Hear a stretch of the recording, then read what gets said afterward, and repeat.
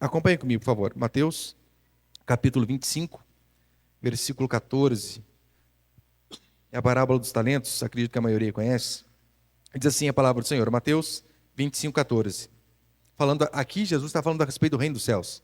Ele diz assim: também é como um homem que, ausentando-se do país, chamou seus servos e lhes entregou seus bens. A um deu 5 talentos, a outro 2, a outro 1, de acordo com a capacidade de cada um, e saiu em viagem. O que havia recebido 5 talentos foi negociá-lo imediatamente e ganhou mais 5. Da mesma forma, o que havia recebido 2 ganhou mais 2. Mas o que havia recebido 1 foi, cavou um buraco na terra e escondeu o dinheiro do seu senhor. Verso 19. Depois de muito tempo, o senhor daqueles servos voltou para acertar as contas com eles. Então, chegando ao que havia recebido 5 talentos, apresentou-lhe mais 5 talentos e disse: Senhor, entregaste-me 5 talentos, aqui estão mais 5 que ganhei.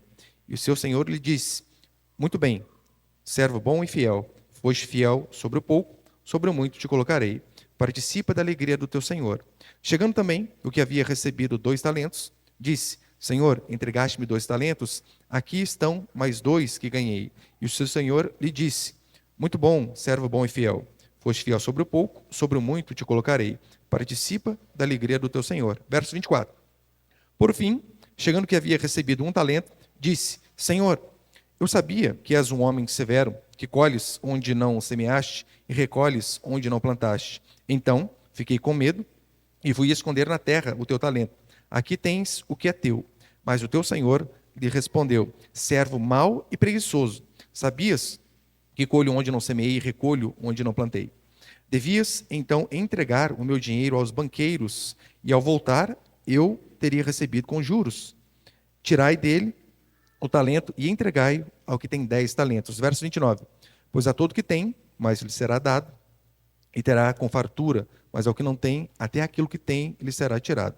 Lançai o servo inútil nas trevas exteriores, ali haverá choro e ranger de dentes. Até aí tá bom, olha para cá, por favor. Leitura um pouco longa hoje, né? Paciência.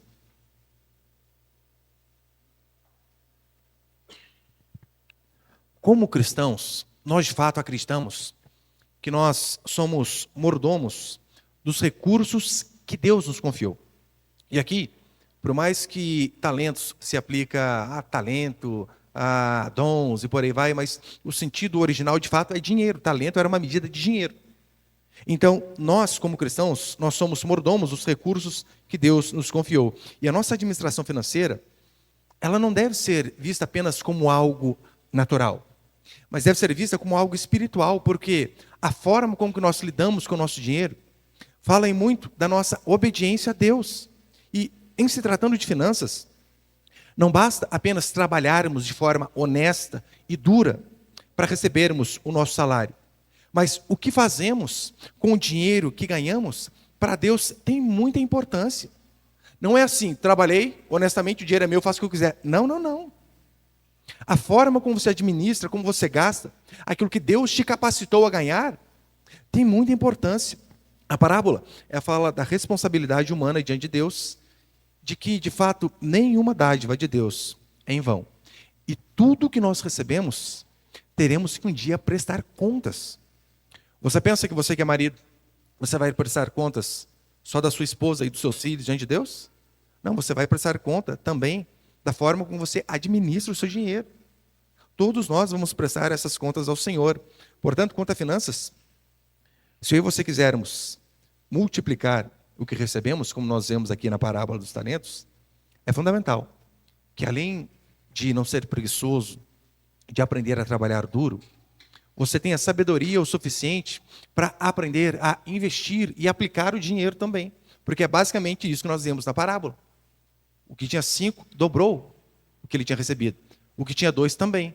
Todavia, o que tinha um talento apenas, colocou no banco, nem no banco, guardou, colocou num buraco. E nem os juros recebeu. E ele é tido como preguiçoso, como um mau servo. Tem um livro fantástico sobre finanças, um best-seller, Pai Rico, Pai Pobre. E é interessante que a logística do livro fala de um menino, que na verdade já é um homem, que ele tem 2 pais, né? O pai rico e o pai pobre. O pai rico, na verdade, não é o pai dele. é o pai de um amigo dele que ensinou a ele sobre finanças. E o pai pobre, de fato, é o pai dele. Só que o pai pobre é o instruído, é o concursado, é o que trabalha para o governo. Este é o pai pobre. E o pai rico, a pessoa que ele aprende basicamente tudo sobre finanças, é uma pessoa que nem terminou o ensino médio. Mas como aprendeu sobre educação financeira, sobre como lidar com dinheiro, conseguiu avançar mais que médicos, advogados e tantos outros aí. Então, é de suma importância eu e você aprenderam sobre isso. E hoje, para encerrar essa série, eu quero passar apenas 2 princípios. O primeiro é o seguinte, põe ali, por favor. Primeiro, aprenda a fazer o dinheiro trabalhar por você. Aqui na parábola que nós lemos, aquele senhor, ele entrega dinheiro àqueles homens e ele elogia aqueles que conseguiram, de fato, dobrar aquilo que havia recebido.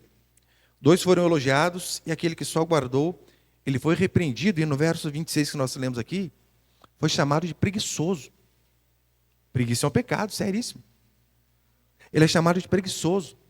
E veja, como eu disse no começo, Deus ele nos chama a sermos mordomo, né? Que é aquele que distribui as coisas. Sabe antigamente que tinha lá mordomo, governanta, que era encarregado de, na verdade, organizar os bens do Senhor? Somos isso. Mordomos de Cristo. Em relação ao dinheiro, é a mesma coisa. E a Bíblia nos chama para sermos criativos. Essa parábola dos talentos, você vai ver pessoas como Lutero, Calvino, Bavinck, dizendo que ali não fala a respeito só de dinheiro, mas de tempo, de talentos. Ou seja, todos esses dons, todas essas dádivas que Deus nos dá, elas devem produzir frutos que sejam proveitosos primeiro para o reino de Deus. Porque tudo que fazemos é para Deus. Mas também para a nossa família. Calvino vai dizer que Deus nos confiou dons para usarmos a seu serviço, não para a nossa vanglória, mas para a glória de seu próprio nome. E não deve haver desperdício. Lembra quando Jesus multiplica os pães e os peixes? A maioria, né, ia deixar lá. Ah, sobrou, joga fora. O que ele faz? Recolhe. Então, aí já tem um princípio importantíssimo. Eu sei que por vezes você vai a algum restaurante, aí a coca de 2 litros que você comprou está no meio. Você tem uma vergonha de levar para casa, né? Leva. Leva embora. Vai perder. Lembra do exemplo de Jesus? Ele não desperdiçou nada. Ser criativo e investir é algo que nós, adultos, devemos aprender. Aprender mesmo, de fato. Gastar tempo aprendendo isso. E não só aprender, é algo que nós devemos ensinar aos nossos filhos. Porque se os nossos filhos aprenderem educação financeira, a serem criativos, a guardar, poupar, a investir, o quanto antes, eles não vão ter vidas, por vezes, difíceis, assim como nós adultos tivemos. Porque pode ver, a maioria foi aprender a administrar depois de adulto. E se tivesse aprendido desde o começo, com certeza, iriam muito mais adiante. Nesse livro que eu disse, tem um episódio logo no começo, ele é muito interessante, né? Robert e Mike são crianças, e então eles ouvem o pai de Mike dizer assim: vocês precisam fazer dinheiro. Só que essa frase dele, fazer dinheiro, era no sentido de trabalhar. Devemos aprender. Só que aqueles meninos entenderam errado. E o que eles fizeram? Eles saíram pela vizinhança, arrecadando tubos de pasta de dente usados. Os mais antigos aí devem se lembrar. Hoje a pasta de dente é tubinho de plástico. Antigamente, lembra que era alumínio? Se você lembra que antes era alumínio, você está ficando velho. Antigamente era de alumínio, alcolinos. Eles saíram arrecadando tubos de pasta de dente, porque era de alumínio. Então eles juntaram bastante, derreteram aquilo ali e cunharam moedas. Copiaram uma moedinha de dólar lá e cunharam as suas próprias moedas de alumínio. E é claro, né? O pai do menino repreendeu eles, falou: isso que vocês estão fazendo é crime, não pode. Mas ele viu a iniciativa daqueles meninos de que, olha, precisamos fazer alguma coisa. Tanto é que logo depois, olha, crianças, a ideia que eles tiveram. Eles conseguem doações de vários gibis. Então eles pegam um quartinho da casa do amigo, colocam a irmã de Mike para colocar crianças para lerem gibis. 10 centavos de dólar, 2 horas lendo o que você quisesse. Então só nisso aí eles aprendem a empreender, a colocar pessoas para trabalhar, e a ganhar dinheiro sem estar necessariamente presente no local. Crianças. Imagine os nossos filhos aprendendo isso desde a infância. Portanto, eu sei que quando se fala a respeito de fazer o dinheiro trabalhar para você, é de fato aprender a investir de forma racional, aprender a investir de forma lógica. E quando eu digo fazer o dinheiro trabalhar para você, isso não é egoísmo, de jeito nenhum. É mordomia. É cuidar daquilo que Deus tem nos dado. É querer ter mais, não para colocar o coração no dinheiro, mas para saber que quanto mais próspero se é, mais se pode ajudar aquele que é necessitado. Então, é um absurdo dizer, dinheiro é maligno. O que a Bíblia diz é que o amor ao dinheiro é maligno. Mas o dinheiro em si, ele é bom, óbvio que é bom. Então, nós temos que aprender, de fato, a investir em ativos que geram renda passiva, que é basicamente o que esses meninos fizeram. Você investir em algo para que você ganhe dinheiro sem necessariamente estar trabalhando, estar fazendo aquilo lá. Eu sei que quando se fala a respeito de investimento em renda passiva, talvez o que vem à sua mente é criptomoeda, ações, CDB, LCI, LCA e por aí vai. Óbvio, essas coisas são sim alguns tipos de renda passiva, só que há outras formas também que nós podemos fazer o dinheiro trabalhar para nós. Que nós podemos, de fato, receber sem estarmos necessariamente fazendo algo. Não é assim que funciona? Imagina que você tem uma loja. Então você começa a administrar bem, gera dinheiro, e você abre uma segunda loja. Nessa segunda loja, você coloca um gerente para representar você, ou um funcionário. Você vai estar ganhando dinheiro do lugar que você está trabalhando, de forma física, mas também vai estar recebendo de outro lugar ao qual você não está presencialmente. Então é fundamental aprender a fazer essas coisas. E se você seguir os passos dessa série até aqui, sobre poupar dinheiro, sobre sair das dívidas, sobre guardar, você precisa também aprender a investir. Porque o que adianta você receber e fazer como este homem que enterrou o dinheiro, que deixou ali, você está administrando errado. Eu sei que o mundo ideal, que eu vou falar aqui pode ser quase uma utopia para a maioria aqui, não para a maioria não, vai para todo mundo. O que eu vou dizer aqui é uma utopia geral para a gente que é pobre, mas o mundo ideal, financeiramente falando, seria você ter um rendimento suficiente que pague as suas contas ordinárias. O que seria isso? Vamos colocar aqui compra, aluguel, casa, água, luz, internet, juntando tudo isso aí, os seus gastos básicos e necessários, que some R$5.000. O mundo ideal seria você ter aplicações ou você ter investimentos, que esses investimentos rendam aquilo que você tem de gasto. Esse é o tipo de vida que talvez você não passaria aperto financeiro. Só que eu sei que não é a realidade da maioria.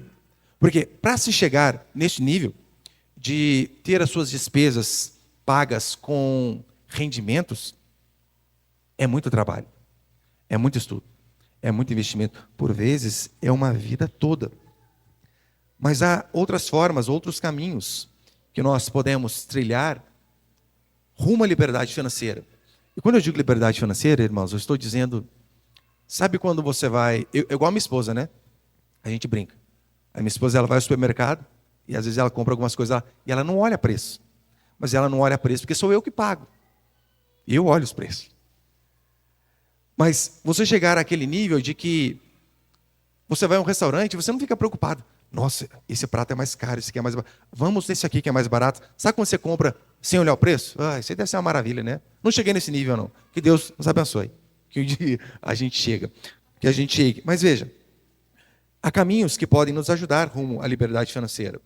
E um deles é você evitar fazer dívidas de consumo. Dívidas de supérfluos. Eu não estou dizendo, pelo amor de Deus, que você nunca possa comprar uma besteira que só te traga prazer. Porque sabemos, há coisas que são apenas prazerosas. Elas não são investimentos que vão render mais dinheiro. São coisas gostosas de ter. Olha um exemplo. Essa semana, o meu filho segundo, ele falou assim, pai, eu juntei dinheiro suficiente para comprar um videogame. O senhor acha que eu compro? Meu filho, né, faz marketing digital, toca piano por fora aí, cuida das redes sociais, minha, da igreja. Então ele vai juntando o dinheiro dele ali. Aí ele falou assim para mim: pai, eu consegui dinheiro suficiente para comprar o videogame. O senhor acha que eu compro? Eu disse: não. Por qual motivo? Eu disse a ele: se eu fosse você, eu pegaria esse dinheiro, investiria em alguma coisa, compraria algo para revender, para que o lucro com esse dinheiro que você já conquistou, você possa comprar o videogame que você quer. Porque uma que se você comprar agora, vai todo o seu dinheiro que você juntou, e outra, eu vou deixar você jogar raramente, eu acho que não compensa. Então, acho que é por dois motivos, né? Espere. Faça alguma aplicação. Ele já disse para mim: pai, se eu vender paçoca no semáforo, água. Eu amo essas ideias, é sério. Excelente ideia. Eu só tenho medo que hoje em dia o povo é muito mimizento, né? Você põe uma irmã de 14 anos vendendo água, lá, o pai, explorador. Mas não, está aprendendo a empreender. Está aprendendo a trabalhar. Essa é a vida. Falei: filho, vamos pensar outra coisa que dá para fazer daqui de casa, porque você acha que não vai dar certo, não. É interessante que no livro, O Pai Rico, Pai Pobre, tem um exemplo bem parecido com isso. O pai de um rapaz, de um adolescente, ele junta, se eu não me engano, acho que $3.000 na época, para o seu filho começar a faculdade. Só que o filho chega nele e diz assim: pai, todos os meus amigos têm carro. Os pais deles deram carro para eles, que é algo normal nos Estados Unidos, né? Não é a nossa realidade, claro. Eu também quero um carro. Então aquele pai sábio, ele usa essa situação para ensinar o seu filho algo sobre empreendimento. Ele diz assim: filho, o dinheiro é seu. Você pode comprar o carro, mas com uma condição.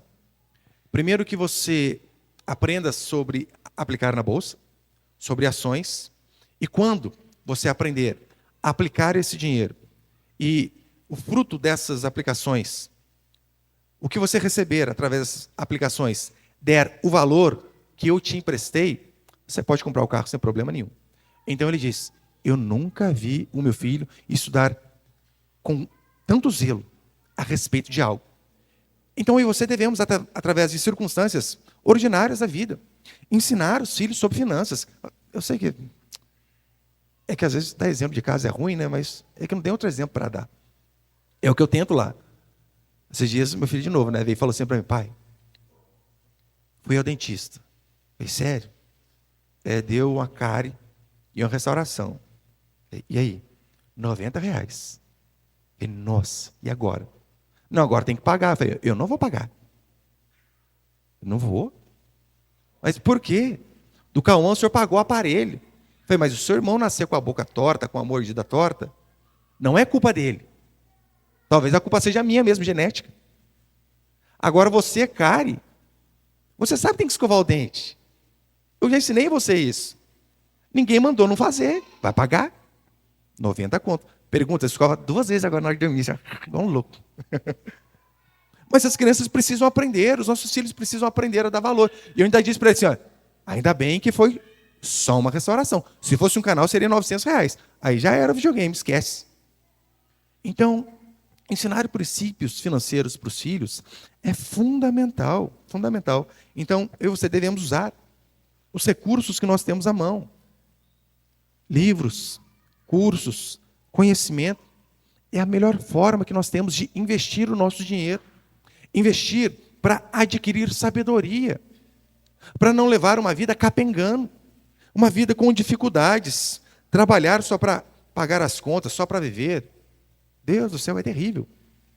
Alguns economistas vão dizer que isso chama corrida dos ratos. Quem trabalha só para sobreviver. A maioria está nessa corrida e fazer o quê, né? A gente trabalha para quê? Para comer, come para ficar forte, fica forte para trabalhar de novo. Para quê? Para comer, para ficar... E a nossa vida fica girando em torno disso daí. Então, é fundamental. Então, como eu disse nas últimas pregações, você deve tentar ali reservar pelo menos 10% da sua renda para investir, seja em conhecimento, em livros, em ativos. Comece aos poucos. Fundos de investimento, cursos, um pequeno negócio. Em vez de comprar um celular em 10 vezes, não é mais fácil você pensar assim?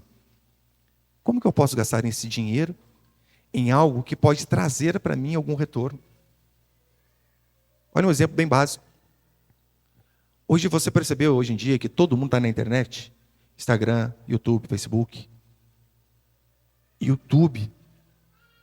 E se você, em vez de comprar um celular em 10 vezes, comprasse um curso sobre edição de vídeo? As pessoas precisam aos montes. E se você aprende a ser um bom editor, o salário é algo astronômico. Dá para ganhar muito dinheiro. Para tudo é necessário planejamento. Aprender a investir no exterior. Esses dias eu vi um cara, pior que eu conheço o cara. Ele comprou um curso, aprendeu a vender produtos no exterior. O cara ganha em dólar. Investimento. Eu coloquei Provérbios ali. Provérbios, capítulo 21, e Lucas vai dizer assim. Provérbios 21, 5. Os planos do diligente conduzem à abundância, mas o apressado caminha para a penúria.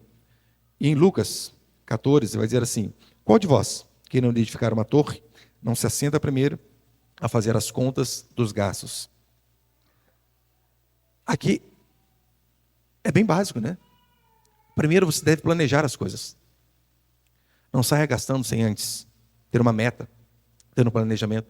E segundo, tudo que você for fazer, você deve calcular os custos previamente. Porque se calculando tem coisas que saem do nosso alcance, imagina se você não calcular. Assim também, como a torre exige cálculo, a nossa vida financeira é da mesma forma. Até as pessoas mais instruídas, elas podem passar muito aperto financeiro por conta de falta de instrução nesta parte. Eu falo para você que eu já vi concursados, médicos, advogados, pessoas que têm um bom salário comparado com a maioria, mas passam extremamente apertados porque aprenderam a estudar para um concurso para ganhar bem, mas não aprenderam a administrar o dinheiro.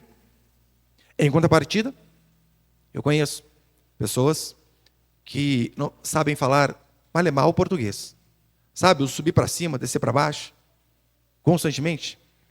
Mas são extremamente hábeis em educação financeira. E, consequentemente, ganham rios e rios de dinheiro. O John Wesley, ele entendia que a mordomia, ela é um chamado espiritual e ela começa, de fato, com a busca pelo conhecimento. E assim deve ser. Se nós devemos buscar a Deus para sermos espiritualmente melhores, por que também não buscaremos princípios bíblicos e financeiros para termos uma vida financeira melhor? Todos aqui querem dar uma condição de vida melhor para a família, para a esposa. Você não tem vontade de funilaria e pintura completa lá na sua esposa? Vai lá, faz cirurgia, põe cabelo, põe isso, põe aquilo, transforma a mulher, estica aqui, botox aqui. Meu sonho. Meu sonho é poder dar uma casa para cada filho quando casar. 5 filhos, tem que trabalhar muito, né? Mas qual pai não quer fazer um negócio desse? E como que a gente avança? Buscando conhecimento.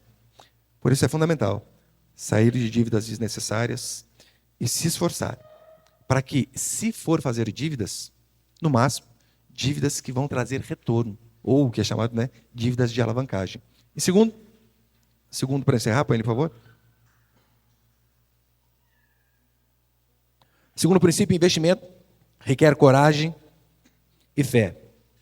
Se todo investimento desse certo, gente, todo mundo investiria, óbvio. Ninguém teria medo de fazê-lo. Só que sabemos, há medo em todo mundo de você investir errado, perder talvez o pouco que você, né, penosamente ali conseguiu, construiu. Mas se você, de fato, não arriscar, você nunca vai ter. Devemos arriscar, né, um risco calculado, mas por vezes vai ser necessário aquilo ali. Coragem. Coragem, fé. Deus, me ajuda. Eclesiastes capítulo 11, versículo 4, diz assim a palavra do Senhor.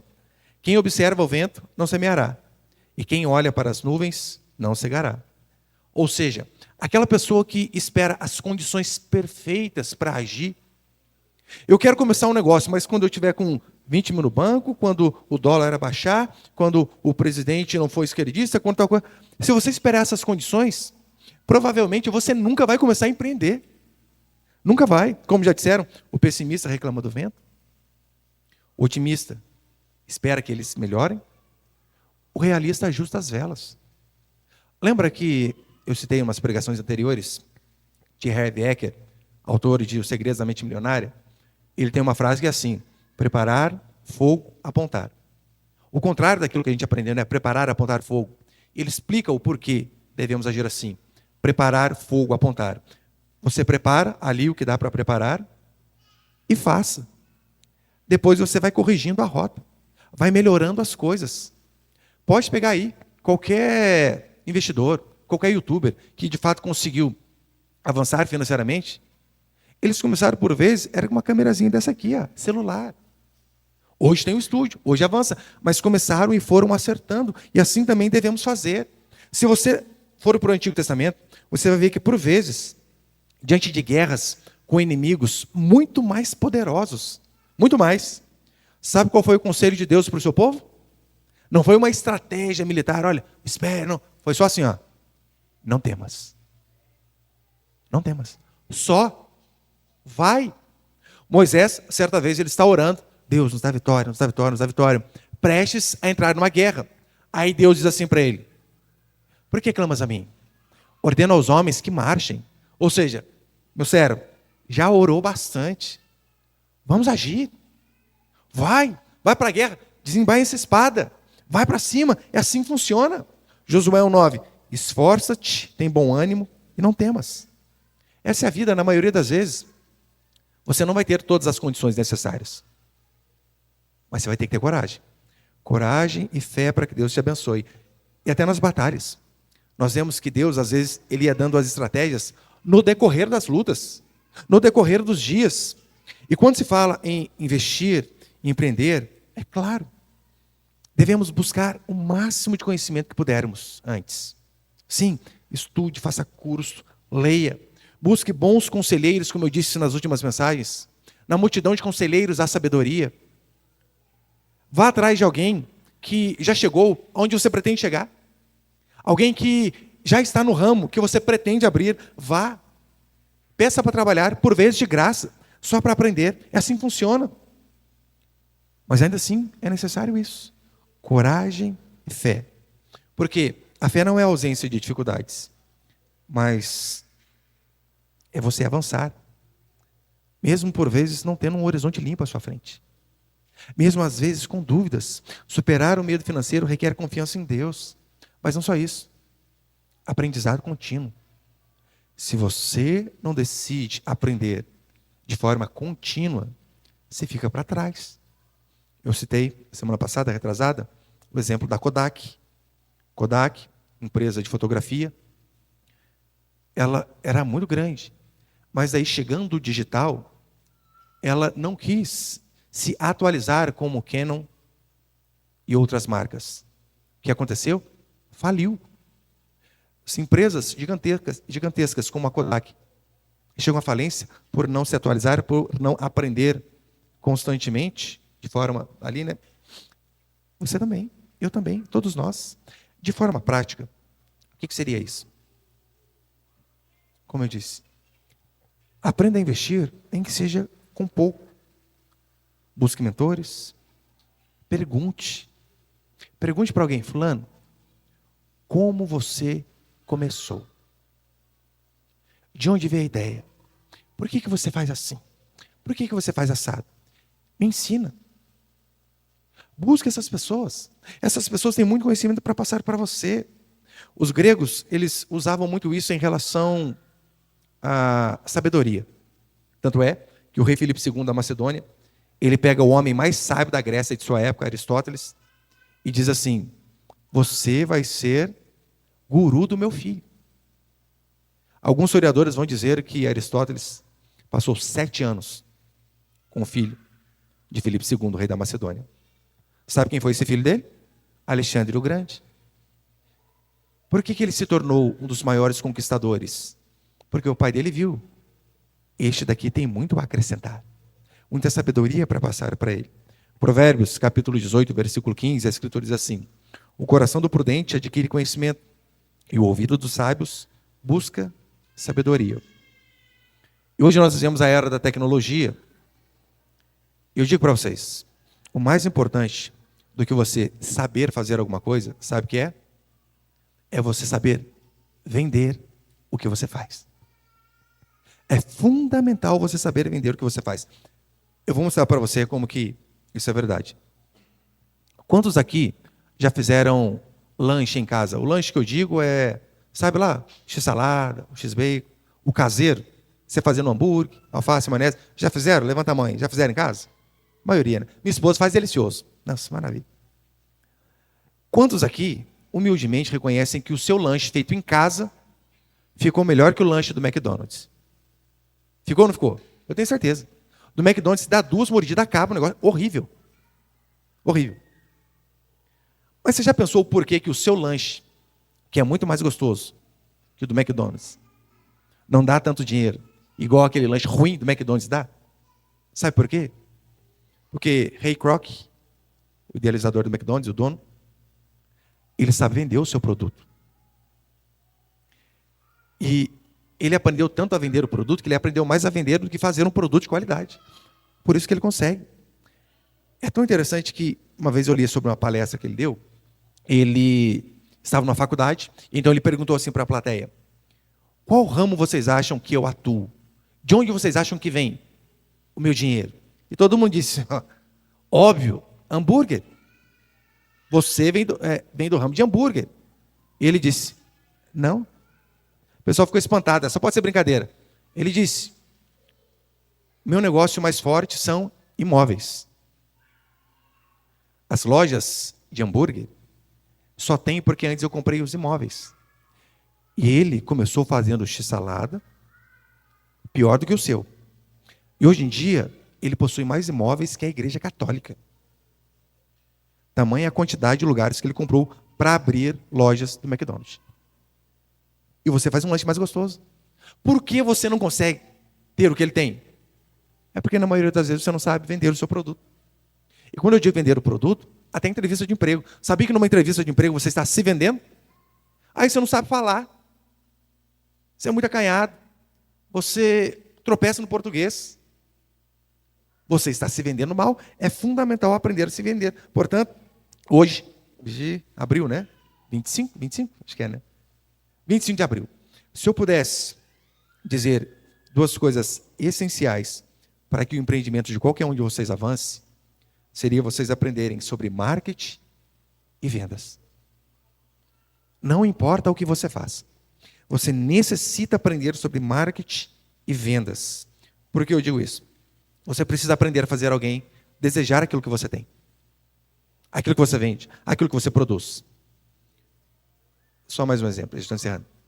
Robert Kiyosaki, ele vai dar o exemplo que uma vez chegou uma escritora de romance diante dele, baita de uma escritora, e ela diz assim: como eu faço para ter um best-seller, assim como o seu livro é? Pai Rico, Pai Pobre é um best-seller. Aí então, ele dá o seguinte conselho a ela: faça um curso de vendas. Ela fica extremamente furiosa. Por qual motivo? Ela diz assim: eu tenho 2 faculdades, tenho pós-graduação, tenho uma vida acadêmica. Você quer me falar para fazer um curso de vendas? E vai embora. Ele diz assim: sabe por que eu tenho best-seller e você não tem?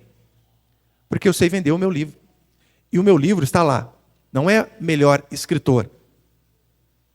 É o mais vendido. Então você precisa aprender a vender alguma coisa. Qualquer lugar. E hoje em dia que a internet é fundamental. Ah, pastor, mas eu trabalho muito, não tenho tempo para aprender sobre marketing e vendas. Terceirize. Pague alguém. Isso é investimento. Ou, faz igual eu, põe o filho para aprender. Eles podem. Você não tem noção a capacidade que os filhos, que as crianças têm de absorver conhecimento. Aí você deixa ele o dia inteiro na internet, vendo aquelas besteirinhas lá, aí vira um mocorongo, passando telinha lá, né? Sabe nada. Ensine-o a fazer alguma coisa proveitosa. Eu lembro que o Cauã, ele fazia parte da edição do programa que tinha na rádio, ele fazia tudo isso. Aí ele começou a trabalhar fora, e eu falei, não, vou ter que passar para o outro filho, né? Tem 5, e eu não vou ficar fazendo isso. Sentei, expliquei, ó, Samuel, assim, assim, assado. Oi, Samuel, faz isso, fez curso do YouTube para aprender a vender, tráfego pago e mais um monte de coisa lá. E por que eu coloco os filhos para aprenderem a fazer isso? Porque os filhos precisam aprender que eles estão nas casas nas nossas famílias é para cooperar. Não deixe o seu filho ser um parasita na sua casa, meu querido. Só absorvendo.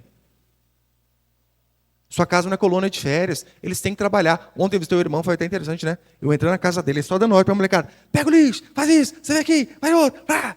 É assim mesmo. Os filhos estão ali para nos ajudar. Financeiramente, da mesma forma. Bonhoeffer, ele vai dizer assim: ação sem aprendizado é cega, o aprendizado sem ação é estéril. Ou seja, se você acompanhou essas 7 pregações, mas se você não coloca em prática aquilo que foi ensinado, a tendência é você continuar na corrida dos ratos. Sempre almoçando para ficar forte, ficando forte para trabalhar, trabalhando para almoçar. Almoçando para ficar forte, ficando forte para trabalhar, trabalhando para almoçar. Eu espero que, de fato, nós, como igreja, possamos colocar esses ensinamentos em prática, que possamos, mais do que dobrar os recursos, como diz a parábola, mas possamos avançar financeiramente mesmo, sem jamais esquecer que toda prosperidade ela tem um objetivo.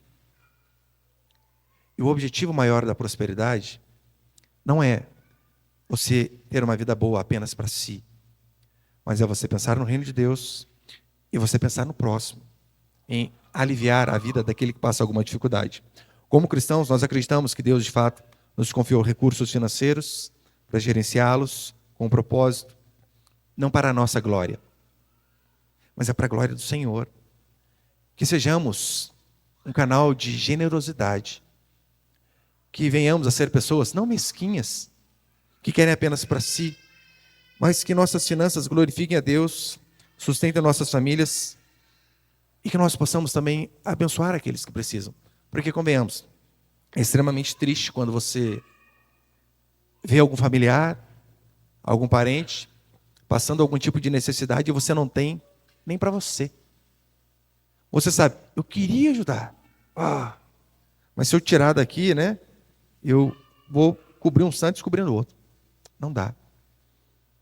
Que o nosso coração não esteja no dinheiro, como eu tenho falado ao longo desses domingos. O dinheiro em si é bom.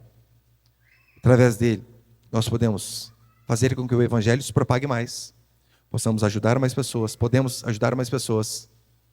Podemos, através dos recursos, ajudar pessoas que nem estão perto de nós, como fizemos aquela vez em relação à enchente lá do Rio Grande do Sul. A maior arrecadação da nossa igreja de um culto foi para lá. Falei para os irmãos aquela vez, né? Em um culto a gente arrecadou, o que nós arrecadamos foi metade, né? Arrecadamos metade do que nós arrecadamos no mês inteiro. Para ajudar pessoas que precisavam, mandamos para a igreja de um pastor que eu conheço, para que ele de fato pudesse redistribuir o dinheiro lá aos necessitados. Veja se o dinheiro não é algo bom. Você não pode ajudar pessoas até que estão longe. Mas se você não administra bem o seu dinheiro, você não consegue ajudar nem a sua esposa, nem seus filhos.